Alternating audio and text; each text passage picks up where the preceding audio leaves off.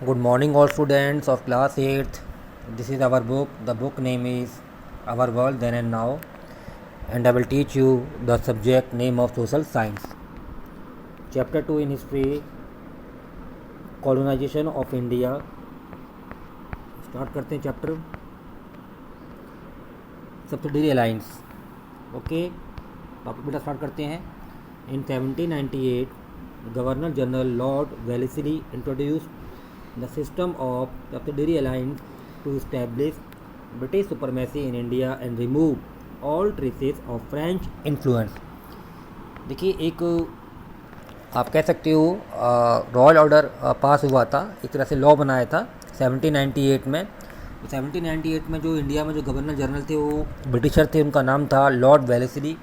और Lord Wellesley ने एक सिस्टम इंट्रोड्यूस किया और सिस्टम का नाम था सब्सिडरी अलायंस. ठीक है, कौन सा सिस्टम था? सिस्टम था सब्सिडरी अलायंस. इस सिस्टम में उन्होंने ब्रिटिश सुपरमेसी को, मतलब ब्रिटिश कंट्रोल को इंक्रीज़ करने के लिए उन्होंने Indian trade, Indian factories, Indian manufacturing industries, जो भी इंडियन के प्रोडक्शन एरिया हैं, लोकल फार्मर्स हैं, पीजेंट्स हैं, कम्युनिटीज़ हैं, उनको कंट्रोल करने के लिए, मतलब जो भी इंडिया में जो ओवरऑल ट्रेड है, जो पोर्ट्स एरिया हैं, जो ओवरसीज ट्रेड है, उसको जो कंट्रोल होगा वो ब्रिटिश गवर्नमेंट का कंट्रोल होगा. तो उन्होंने ब्रिटिश सुपरमेसी को इंक्रीज़ करने के लिए उन्होंने सारे जो फ्रेंच इन्फ्लुएंस था, जो फ्रेंच गवर्नमेंट का जो इन्फ्लुएंस था उसको रिमूव कर दिया. ठीक है, सारे ट्रेसेस को रिमूव कर दिया फ्रेंच इन्फ्लुएंस का. कि ब्रिटिश गवर्नमेंट से पहले जो फ्रेंच का जो एक तरह से आप कह सकते हो फ्रेंच गवर्नमेंट का एक तरह से जो मोनोपोली थी उसको रिमूव कर दिया उन्होंने. The Nizam was the first ruler to accept this alliance. जो भी हमारे हैदराबाद, कर्नाटक, मैसूर के जो निज़ाम थे उन्होंने इस अलायंस को फॉलो किया. इसमें कुछ गाइडलाइंस थी इस अलायंस की जो इंडियन रूलर्स को, निज़ाम को फॉलो करनी पड़ती थी. फर्स्ट है, a ruler who accepted the subsidiary alliance had to, first दिया हुआ है, maintain British troop at his own cost और cede some territories for the purpose. कि जितने भी हमारे इंडियन निज़ाम्स हैं, निज़ाम मतलब रूलर, ठीक है, तो वो अपनी जो भी ब्रिटिश की जो आर्मी है, जो आर्मी इस्टेब्लिश की थी ब्रिटिश गवर्नमेंट्स ने, उस आर्मी को वो अपनी कॉस्ट से, मतलब जो भी वो रेवेन्यू टैक्स है, जो भी उनका सोर्स ऑफ इनकम है, तो वो उस इनकम से वो ब्रिटिश के लिए वो आर्मी को मेंटेन करेंगे. ओके, उनके वेपन्स को और उनके जो भी सोल्जर्स हैं उनको अच्छी सैलरी और उनकी सारी फैसिलिटीज़ वो प्रोवाइड करेंगे ओन कॉस्ट पर. ओके, और जो भी टेरिटोरीज बाउंड्रीज हैं वो ब्रिटिश गवर्नमेंट्स के लिए उन बाउंड्रीज़ को इंक्रीज़ करेंगे ब्रिटिश पर्पज़ के लिए. Second point, expel all non English foreigners from the state.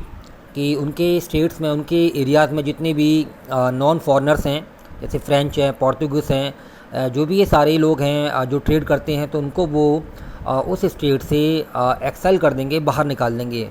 Means British government ही वहाँ पर ट्रेड करेगी. Next, allow the British to supervise his relations with other Indian states. कि जितने भी इंडियन स्टेट्स हैं, जो भी इंडियन ट्रेड्स है, तो वहाँ पर जो रिलेशंस होगा, वहाँ पर जो कंट्रोल होगा वो ब्रिटिश गवर्नमेंट्स का होगा. तो इन सारी गाइडलाइंस को निज़ाम फॉलो करते थे कि ओवरऑल जो वहाँ एक्टिविटीज़ होंगी वो ब्रिटिश गवर्नमेंट्स की होंगी, अब जिसे हम कह सकते हैं East India Company. Fourth point, accept a British resident in his court, the resident constantly try to interfere with rural autonomy and internal administration to promote the company interest.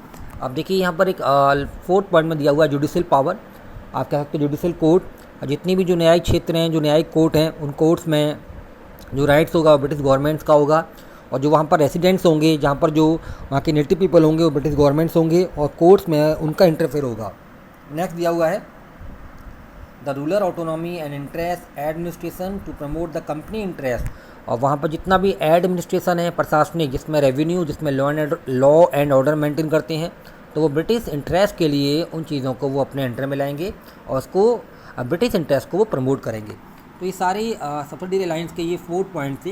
In points के मतलब ये guidelines एक तरह से, और इन guidelines को जितने भी निज़ाम थे इंडियन रूलर्स के साउथ में वो फॉलो करने पड़ते थे, और सिर्फ अपनी टेरिटोरीज बाउंड्रीज़ को और अपने जो नेचुरल रिसोर्सेज हैं उनको वो इंक्रीज़ करते थे सिर्फ ब्रिटिश गवर्नमेंट्स के लिए, जिससे कि ब्रिटिश गवर्नमेंट्स अपना जो भी एम्पायर है वो एक्सपेंड करे.